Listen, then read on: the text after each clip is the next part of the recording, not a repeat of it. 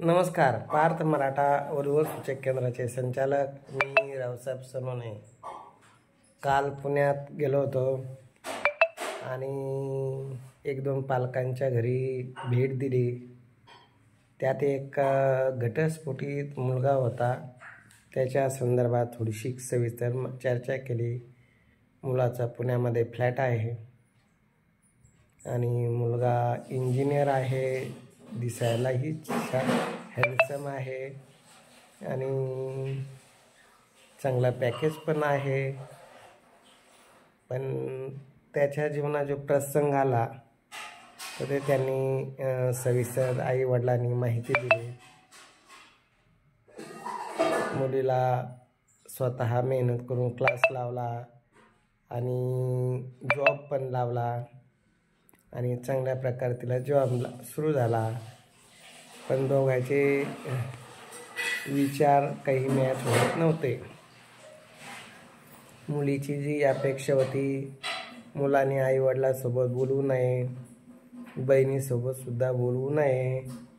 त्यानंतर दोघं ड्युटी करतात तर मुलांनी स्वयंपाक करावा, मुलाचे कपडे मुलांनी धुणे, जिचे त्याचे कपडे जिचे त्यांना धुणे.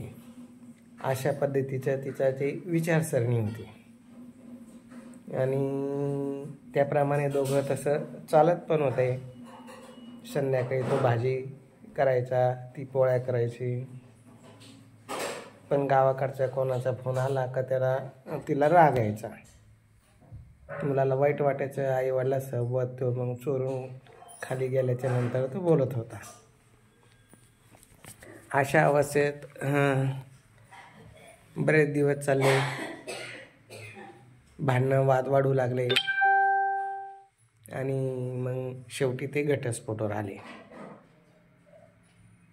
तर असा घटस्फोटित मुलगा आहे. त्यांचा घटस्फोट अजून पेंडिंग आहे. पण आता दोघंही संमतीनं एक वर्षापासून अलिप्त राहतात आणि आता दोघांची संमतीनं ते घटस्फोट घेणार आहे. घटस्फोट कंप्लीट झाल्यानंतरच लग्न करणार आहे. घरी काही नाही. पण मुलाची जी आता अपेक्षा आहे, नोकरी नसली तरी चालेल, मुलगी फक्त समजदार असावी, आई वडिलाला धरून चालणारी असावी. कारण आईवडिलांचा तो एकुलता एक आहे. गावी त्याला 4-5 एकर शेती आहे. पुण्यामध्ये 2 BHK फ्लॅट आहे. तर असा मुलगा जॉब करणारा इंजिनियर ज्यांना चालतो त्यांनी 9403 41 40 87 या नंबरवर संपर्क करावा. मुलगा दिसण्यात तर हँडसम आहेच, पण बोलण्यातून स्वभावानं खूप समंजस वाटला. तरी पालकांनी स्वतः चौकशी करावी. कारण आम्ही जरी चांगलं सांगितलं तरी शहानिशा करून पुढं वाटचाल करावी. भविष्यात काही प्रॉब्लेम आल्यास वधूवर सूचक केंद्र कोणीही जबाबदार नसतं. पूर्ण खात्री एकमेकांच्या बाबतीत पसंत पडल्यानंतरच संबंध धरावा. आता जी अपेक्षा आहे मुलाची, एनी ग्रॅज्युएशन झालेली मुलगी त्यांना चालते. नोकरी केली नाही केली तरी चालेल. मुलांनी सांगितलं, सोनूने काका मी आतापर्यंत वडापाव समोसे बाहेरच खात गेलो, मेसचं जेवण केलं.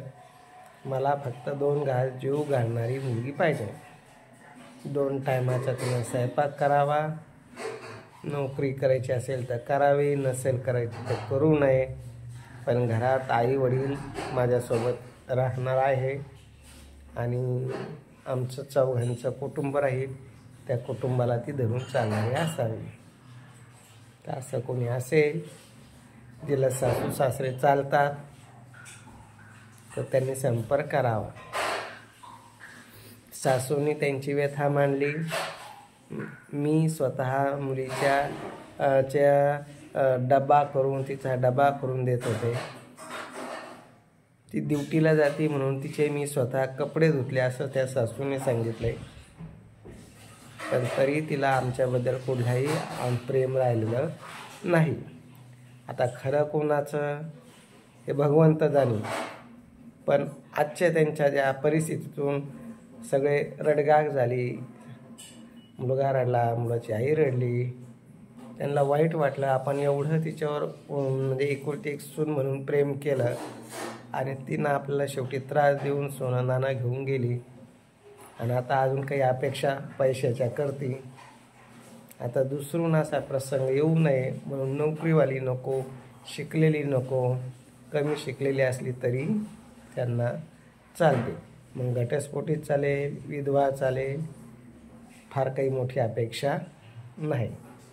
तर असं कोणी असेल तर त्यांनी संपर्क करावा. आमचे office Shangrila complex, Samarth Nagar, Kartik hotel शेजारी, छत्रपती संभाजीनगरला आहे. मुलाच्या वडिलांनी काल मला वाकडला घ्यायला आले. मुलाचा फ्लॅट बघितला, त्याची कंपनी, ते सगळं एरिया मी फिरलो त्यांच्या गाडीवर आणि अशा पद्धतीनं सविस्तर माहिती दिली. सरळ साधे माणसं आहे, पण येतो जीवनामध्ये प्रसंग. त्या प्रसंगातून निघण्यासाठी समंजस मुलगी त्यांना पाहिजे. कोणी असेल तर त्यांनी 9403 41 40 87 या नंबरवर संपर्क करावा. अजून काही माहिती लागल्यास शहानिशा करा, खात्री करा. सोनवणे साहेबांनी दाखवलं म्हणून संबंध धरू नका. मी कुठल्या संबंधाच्या बाबतीत आग्रह करत नाही, कारण माझ्यासोबत सगळेच चांगलं बोलतात, मला सगळेच चांगले दिसतात, पण ते तुमच्या नजरेत ज्यावेळेस चांगले वाटेल त्याच वेळेस तुम्ही वाटचाल करा. कुणाच्याही लेकीबाळीचा नुकसान होऊ नये. पहिल्यांदा जीवनात प्रॉब्लेम आलेला असतो, परत दुसरून असा काही प्रसंग येऊ नये म्हणून कळकळीची विनंती आहे. मी किती जरी कुणाला चांगलं सांगितलं तरी शहानिशा हे प्रत्येकाने मुलांनी करावी, मुलींनी करावी. खात्री वाटलं तरच पुढं जावे. तर अशा पद्धतीनं आपलं कार्य आहे. मी काल माझ्या नातीच्या वाढदिवसानिमित्त गेलो, पण मी घरात फक्त 2 तास बसलो. रात्रीच्या दिवसभर पाराच्या दिवशी ऑफिस सांभाळून संध्याकाळी रात्रीच्या रेल्वेनं गेलो. सकाळी 6ला तिथं पोहोचलो. 9 वाजेपर्यंत नाश्ता पाणी जेवण करून घराच्या बाहेर पडलो. आता 7:30चा वाढदिवसाचा टाईम होता.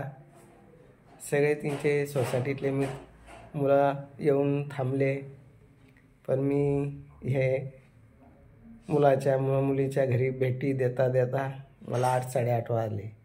सगळे वाट बघत गेले. थोडीशी बायको नाराज झाली. मुलीला वाटलं पप्पा वाढदिवसाला आले, इकडे फिरतात, पण इलाज नाही. आता पप्पाच्या सवयी, आता त्याची सवय अंगवळणी जवळजवळ आता मुलांना, मुलींना, बायकोला सगळ्याला पडली. मग त्यांनी अगोदर फक्त केक कापायचं बाकी ठेवलं होतं. बाकी थोडंसं फोटो सेशन जे असतं ते लहान मुलांचं सगळं होऊन गेलं होतं.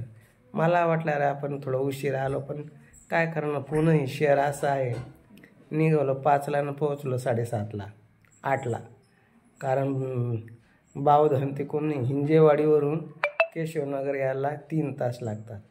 म्हणून पुण्यात जाताना कुठं जर जाताना फार विचारपूर्वक फिरणं आहे. आता दुसरून असं काही करणार नाही. वेळेवर जाणार, वेळेवरच राहणार. पण झाली चूक, मुलं समजून घेतील तसं.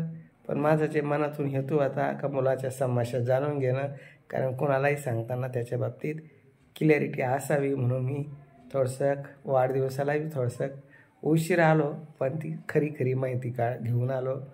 ज्यांना सगळी माहिती पाहिजे त्यांनी माझ्याशी संपर्क साधावा. माझं ऑफिस आहे Shangrila complex, Samarth Nagar, Kartik hotel शेजारी, छत्रपती संभाजीनगर.